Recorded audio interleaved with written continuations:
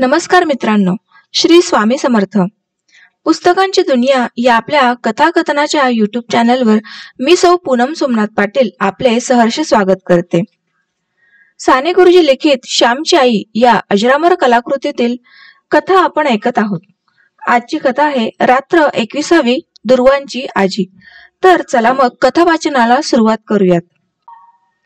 आमच्या घरी आमची एक दूरची आजी राहत असे. तिचे नाव द्वारका काकू. आमचे वडील वेगळे झाले तेव्हा ती वडिलांकडे राहावयास आली होती. तिचे शेतभात होते, त्याची व्यवस्था वडील बघत.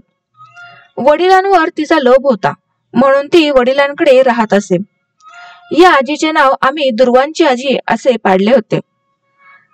चातुर्मासात बायका देवाला दुर्वांची लाखोली वाहतात. कोणी पारिजातकाची लाख फुले वाहतात, कोण बटमोगऱ्याची लाखोली वाहतात असे चालते. जिला दुर्वांची लाखोली व्हायची असते ती इतर बायकांना दुर्वा तोडायस बोलवते व त्यांच्या मदतीने लाखोली पुरी करते. आमची आजी या कामांसाठी नेहमी तयार असे. तुका म्हणे व्हावे सत्य धर्मा साह्य. चांगल्या कामाला नेहमी मदत करावी.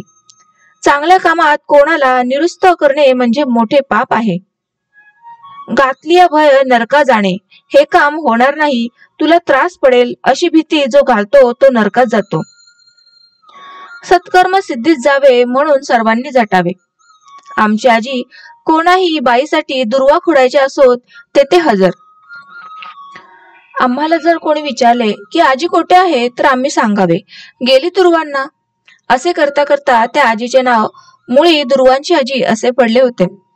आम्ही मोठे झाल्यावरही तिला दुर्वांची आजी असेच म्हणत असू. दुर्वांच्या आजीमध्ये अनेक गुण होते. उन्हाळ्यामध्ये जर पाणी आटले तर खोल विहिरीत उतरून ती तपेल्याने पाणी घागरीत भरी व आई वर ओढून घेई. रात्रीची ती शेतावर एकटी राखण करी. एकदा तिने चोर पकडले होते. तिला भीती ही वस्तुतः माहीत नव्हती. तिला अंगारा मंतरता येत असे. मुले आजारी पडली, गुरे एकदम दूध देण्याशी झाली तर आजीकडे अंगारा यावयाचा. अंगारा जपत असता तिला जर सारख्या जांभया आल्या तर दृष्ट फार वाईट पडली असे ती म्हणे. गुराच्या अंगाराबरोबर पेंडीचा तुकडा आणीत. तो मंतरलेला पेंडीचा तुकडा म्हशीस व गाईस खावयास द्यायचा. दुर्वांच्या आजीस दुखत असलेल्या भागास तेल लावले असता, कोणाचे पाय वळत असेल, पोट दुखत असेल, पाठीत कळा येत असल्या तर दुर्वांच्या आजीस तेल लावायला बोलवत असत. तिने चोळले की गुण यायचा. तिच्या हातात जणू धन्वंतरी होती. माझे डोळे बिघडले होते तेव्हा माझ्या तळपायास रोज गाईचे दूध ती चोळीत असे व भराभर ते जिरवीत असे. दुर्वांच्या आजीजवळ सर्व प्रकारचे बी बियाणे असायचे. तिच्याजवळ एक भले मोठे नळकांडे होते. त्यात भेंडी, पडवळ, सहस्त्रफळी, दोडका, चिबूड, काकरी, कातेरी इत्यादी सर्व प्रकारचे बी असायचे.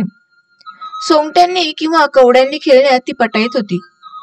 कवड्यांच्या खेळासाठी खडूने नाट सुद्धा ती जमिनीवर किती आखल्यासारखी काढी. रेषा सरळ असायच्या. मंगळागौर वगैरे असली म्हणजे दुर्वांची आजी तेथे असायची. मुला मुलींना नाना प्रकारचे खेळ खेळायला ती लावायची. आगीन पासोड्याचा खेळ तिच्या आवडीचा. या खेळात मुले पांघरुणात लपवायची व दुसऱ्या बाजूकडच्या माणसाने येऊन कोण कोण लपले आहे याची नावे सांगायची. आजी आम्हाला लपवायची. लपणारा मुलगा किंवा मुलगी अंगाने मोठे असल्यास ती सांगायची, जरा लहान हो, अंग चोरून घे. लपणारा लहान असला तर त्याला ती सांगे, जरा मोठा हो. हेतू हा की ओळखायला कठीण जावे. हा खेळ मोठ्या गमतीचा. दुर्वांच्या आजीला देवाधिकाची तशीच देवावरची कितीतरी गाणी येत होती. दशावतार, चिधी, उषाहरण, पारिजातक कितीतरी गाणी तिला येत असत. दुर्वांच्या आजीचे घरातील रोजचे काम म्हणजे भाजी चिरण्याचे असे. लहान मुले असली तर ती खेळवायची हेही काम असेच. त्या दिवशी आमच्या घरी भाजणी करायची होती. भाजणी दळताना जाते थोडे जड जाते. आजी हात लावील या भरवशावर आईने भाजणी करण्याचे ठरवले होते. परंतु आजी जरा लहरी होती. आदल्या दिवशी तीच म्हणाली होती, उद्या करू हो भाजणी. परंतु उजाडत आजीला खऱ्यांकडून बोलवणे आले. खऱ्यांकडे आजीचे दूरचे माहेरचे नाते होते. मधून मधून ती त्यांच्याकडे जात असे. बाकी आजी म्हणजे गाव आजी होती. सर्वांकडे तिचा घरोबा व सारी जणे तिला बोलवीत असत. खऱ्यांच्या घरी काही पापड घालण्याचे काम होते, म्हणून आजीला तिकडे जेवायला वगैरे व पापड घालण्यास बोलवण्यासाठी तो मनुष्य आला होता. आजीने त्या माणसाला येते तू जा असे सांगून पाठविले. आईला राग आला. आता भाजणी कशी होणार? जाते तरी ती एकटी कशी ओढणार? आई आजीला म्हणाली, तुम्ही जाणार, येथे भाजणी कशी होईल? मी काय पत्कर घेतला आहे का तुझ्या कामाचा? वा ग, म्हणे भाजणी कशी होईल? माझ्याने नाही ओढवत जाते, समजलेस? आजी मोठ्याने बोलू लागली. आईला ही चेव आला. संतापली ती. म्हणे ओढवत नाही. तुम्हाला लोकांकडे काम करायला शक्ती आहे, घरी तेवढे हात मोडतात. साऱ्या गावाने चांगले म्हणायला हवे ना. परंतु येथे हात लावतील तर शपथ, येथे काम कराल तर बाटाल जशा. येथे जरा हात लावला तर हात दुखतात. येथे घरी आई ग बया ग, परंतु लोकांकडे उभे राहून पोहे कांडाल, वर कमरेला हांडे घेऊन पाणी भराल. ढोंग आहे सारे तुमचे, ढोंग. हो, करणार लोकांकडे काम, करणार. तू कोण मला बोलणार? मी का तुझ्या घरचे खाते आहे? माझे शेत आहे, तू मला येशवा दे असे बोलत जाऊ नकोस. ते माझ्या कामा येणार नाही. म्हणे लोकांकडे काम करतात. तुम्हाला असतील लोक, मला नाही कुणी लोक. जशी तुम्ही तशीच खऱ्यांकडची. ढोंगे कोणाला ग म्हणतेस? असले नव्हते बाई कधीच कोणाचे बोलणे ऐकून घेतले. फारच शेपारलीस तू. आजी भांडू लागली. मग काल कशाला सांगितले उद्या करू भाजणी म्हणून? मी तयारी केली, जाते धुवून ठेवले, परंतु आयत्या वेळी तुमचा पाय आपला तिसरीकडेच. दुसऱ्याला तोंडघाशी पाडता येते तुम्हाला. आम्ही मेले मरमर करावे व तुम्ही जरा हातही लावू नये. आई म्हणाली, मी का हात लावित नाही? शर्त आहे बाई तुझी. नाही जात खऱ्यांकडे हो. तुझ्या डोळ्यात खुपत असेल तर नाही जात. जगाने चांगले म्हणावे म्हणून मी हापापले होय. बाई तू चांगले म्हण. मित्रांनो, पुष्कळ लोकांचे असे स्वभाव असतात की ते घराबाहेर फार साळसूद असतात.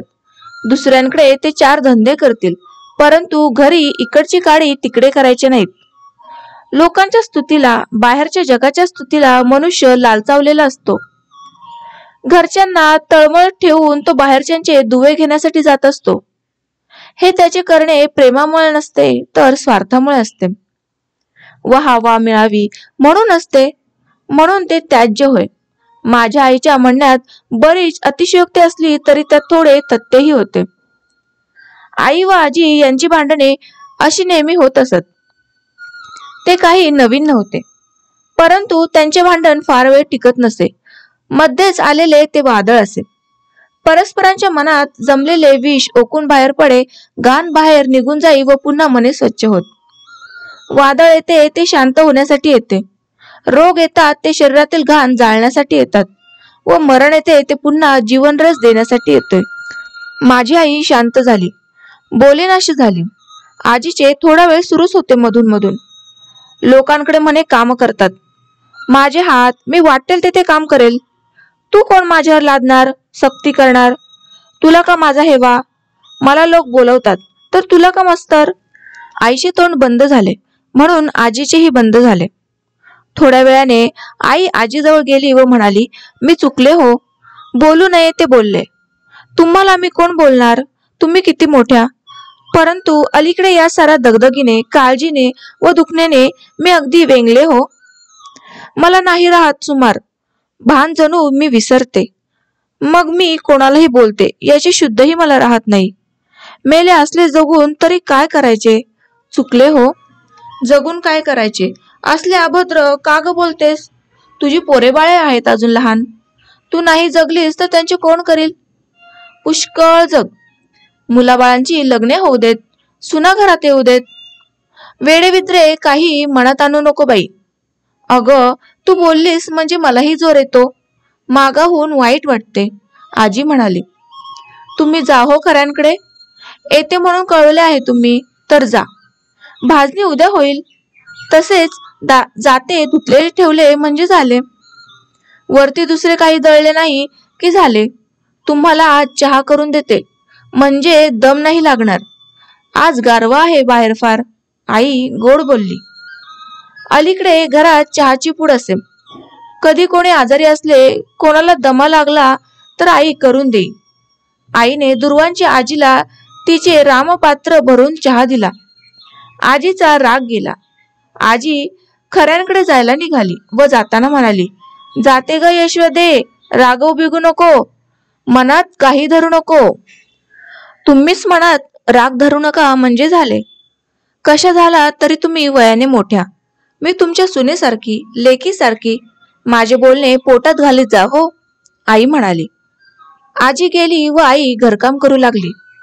मित्रांनो, माझी आई म्हणजे निर्दोष नव्हती. दोष कोणात नाहीत, चुका कोण करीत नाही. निर्दोष फक्त एक परमेश्वर.